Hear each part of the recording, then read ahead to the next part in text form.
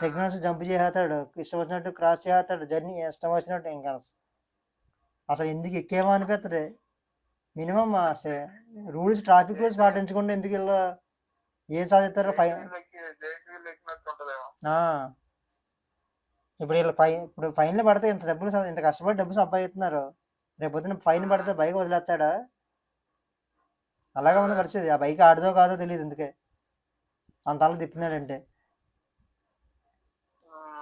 అంటే కొంతమంది వాళ్ళు ఉండరు అనుకుంటా, వేరే వాళ్ళని పంపిస్తారు అనుకుంటా.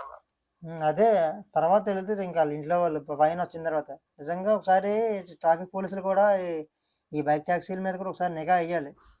ఇష్టం వచ్చినట్టు తోలేస్తున్నారు, ఇష్టం వచ్చినట్టు జంపులు చేస్తున్నారు, హెల్మెట్లు పెట్టుకోరు. ఇలా కూడా నువ్వు నా దగ్గర బండి తీసుకుని అలా చేయట్లేదు కదా కొంప తీసి.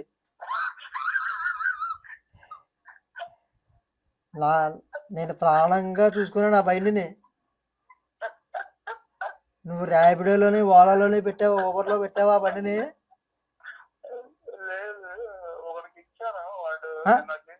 నేను నీకెత్తే నువ్వు ఇంకొకరికి ఇచ్చావా?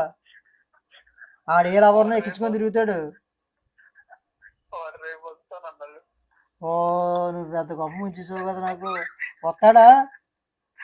అడ్డించలే పోతాడా? నిజం చెప్పు. దాని మీద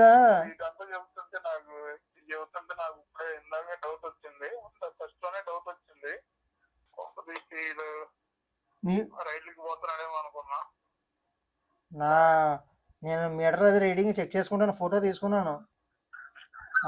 ఎన్ని కిలోమీటర్లు తిరిగిందో నాకు అన్ని తెలుస్తాయి.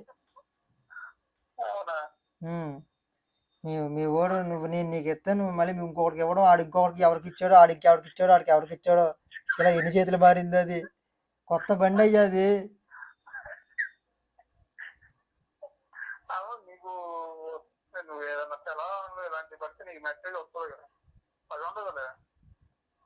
ఏమో మెసేజ్ వస్తుందంటే అన్నిసార్లు రావు కదా.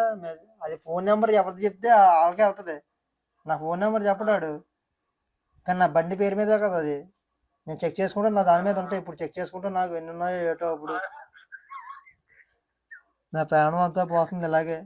ఇప్పుడు వరకు ర్యాపిడో వాడు, ఓబర్ వాళ్ళు తీశారు, ఇప్పుడు నీ ఫ్రెండ్స్ తీస్తారు. ఇప్పుడు నువ్వు నీ ఫ్రెండ్స్ నా సాగు తగలట్ట. మీ చిలకడ దుంపలు దాకా మీరు ఎక్కడ తయారయ్యారు? అసలు ఏ ఫ్యాక్టరీలో తయారయ్యారు మీరు?